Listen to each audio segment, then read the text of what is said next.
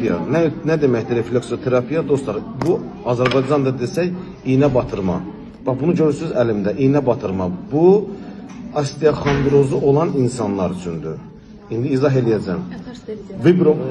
Ətraflı izah edəcəm sizə. Vibromasaj funksiyası yerinə yetirir. Hansı ki, gördüyünüz vibromasaj. İşə salandan sonra görəcəksiniz. Elektromaqnit dalğaları var. Yəni, həm refleksoterapiya ilə həm iynə batırması var, dostlar. Həm də ki, elektromaqnit var tərkibində, hansı impulslar verir, sinirləri özü axtarıb tapır. Bir də ki, infraqırmızı şüalar.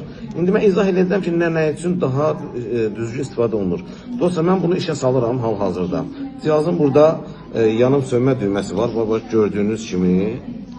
Bax, artıq cihaz, görürsünüz, qıraqlarında işıq yandı. Bax, görürsünüz, infraqırmızı şüa budur. İnfraqırmızı şüa nə deməkdir? Bədəndə olan bioenerjini tənzimləmək üçün istifadə olunur. Dostlar, bioenerji nə deməkdir? Bunu çox insanlar bunu zaten belə deyək, tam başa düşür. Mən bunu elmi dildə, həm də lor dildə izah edəcəm. Bioenerji odur ki, əgər sənin bədənində təzyiq normalda deyilsə, bu cihazı baxın, biləyindən, əlində gördüyünüz ki, biləkdən önə və geriyə doğru hərəkət etməklə bioenerjini tənzimləyirsiniz. Bədəndə əgər təzyiq varsa, bədəndə daha doğrusu təzyiq yüksəkdirsə, təzyiqi normal salacaq. Tək xəstə insanlar bunu istifadə etməməlidir. Eyni zamanda bunu istifadə etməlidir sağlam insanlar.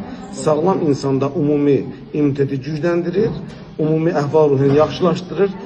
Bunu siz axtarmırsınız bədəninizdə sinirdə olan problemləri. Bu özü bioimpulslar vasitəsilə gücü, belə deyək ki, özü tənzimləyir.